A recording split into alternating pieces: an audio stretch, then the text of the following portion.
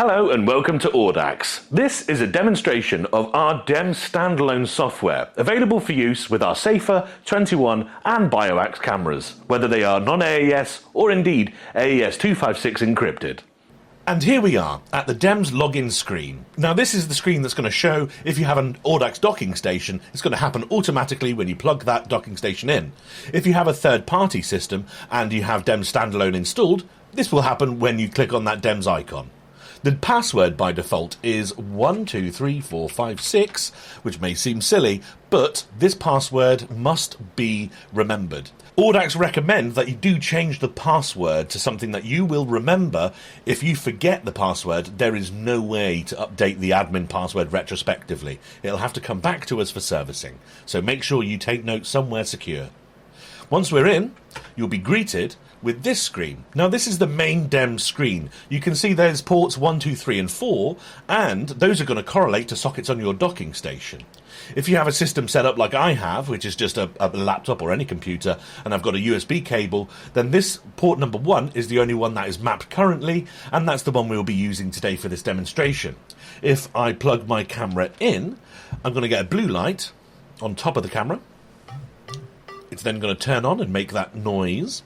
And then, once it comes on, you're going to see a keyboard appear, then the user ID and camera ID on the camera, and as you can see in port number 1, there's our camera. We've got Ruth01 showing 71% of battery. That's going to go up as the camera charges. You can see down the bottom there's a red bar. That's going to go up to 100% once it's been completely uploaded. This camera doesn't have any data on it currently, so there is nothing to upload.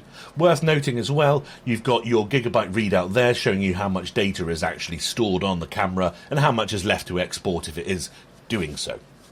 At the top left of the screen, we have the amount of space left on the docking station or system that DEMS is installed on, and the version number. Going up from that, we have the settings button, and this one is going to give you the ability to adjust ports, so you can reconfigure your ports 1 to 4. You can also go into the advanced settings option, and then this is going to give you this list of settings. This will sync the PC and date time as the top one. We then have reset user ID after uploading. This can be useful if you are using an NFC reader or indeed our QR code scanner. The removed files tick box will allow you to see a ghost sort of record in the file manage screen. We'll take a look at that when we get there.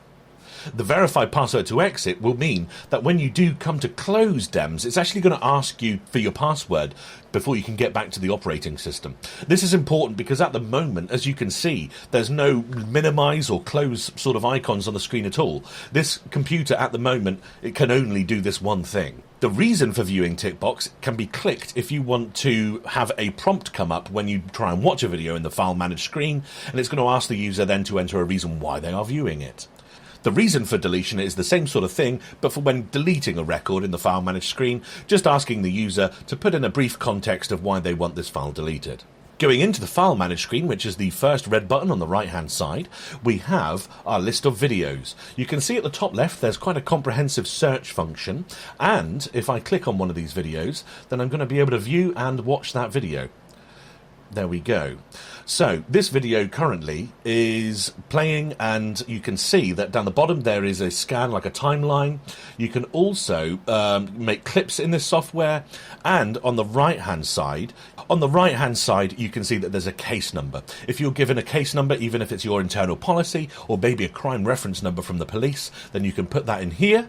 You can then put notes in and then click save if you wish to save that record. You can mark the video as important. This button is quite prevalent because if you have a video with something that happens that you would like to keep hold of, then you can mark it as important, and that means that it will never be deleted.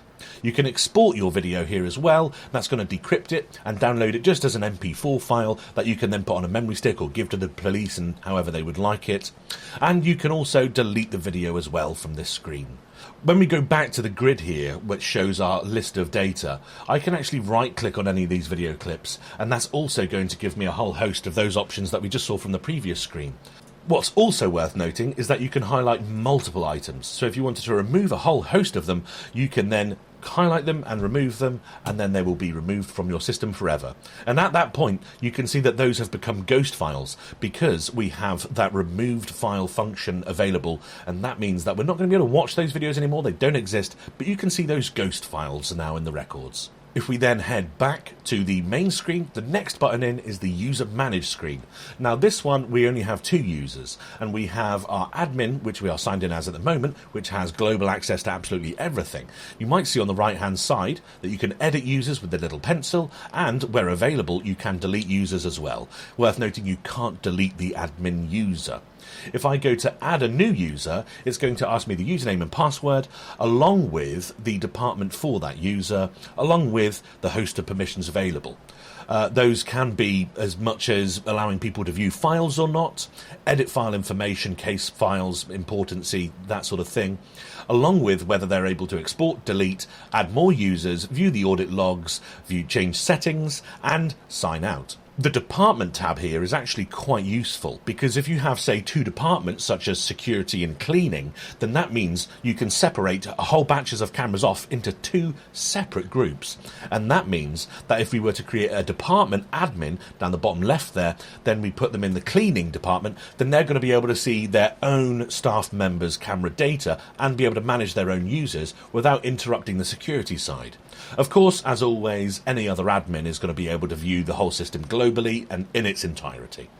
The next button in is the audit logs, and this is going to show absolutely every action that has taken place within DEMS. That includes such data as the time and date, the category, so what happened, how it happened, who was logged in at the time, and indeed the file that was affected. At the top left you've got a search function, and down the bottom left you've got the ability to export it as a CSV if you did need to keep a record of these sorts of things moving forward. These records are kept forever. I would like to mention at this point that not only does DEMS keep its own logs, but if we go back to the file manage screen and change our file type to include text, in fact I'm going to make it only text, if I click on one of these text files, then it's going to show me absolutely every action that's happened to the camera since it was last put in the docking station. This can include absolutely everything from when it was on, just simple battery level check-ins, when it was started recording, not recording, pre-recording, streaming, absolutely everything will always be kept in these logs for that specific camera whilst it's out on shift. Finally, we have the main settings screen, and this one is going to be used initially to set up your system, and then hopefully you shouldn't have to really touch it again. You've got your amount of upload windows. We've got 4 selected here for our docking station, and that can go up to 20 if you have other extensions or other ports available. The regular file retention period is 1 month by default, and that means that if you plug a camera in, download a video, then that's going to stay on the system for 1 month, and then DEMS is going to automatically purge that data, making sure you've always got the disk space free. The important file retention period by default is set to never be deleted. You never know when you might need an important video for a court case or anything in the future, and it's up to you how long you keep that data for. By default, we click never deleted. The next item is the password expiration period, which by default is off, but if your company policy is to change passwords every 30, 60 or 90 days, then we've got you covered here. You've got a low disk space warning. It's set to 10% as default. We find that to be appropriate with the 1 terabyte storage into our docking stations. If you have a system that has less storage than that, you might want it to let you know a bit sooner so you don't get too full up. Finally, we have the automatic logout function, which means that if you're logged in and you leave yourself logged in unattended on your docking station or indeed your DEMS installation, then it will automatically take you back to this login page. Once you put your password back in, you'll be back in, ready to go, carrying using DEMS as you require. So, I hope you've got confidence when you use the DEMS Standalone software now, and if you do need any support or any help at all, please email us at support@audaxuk.com. And don't forget, always safer with Audax.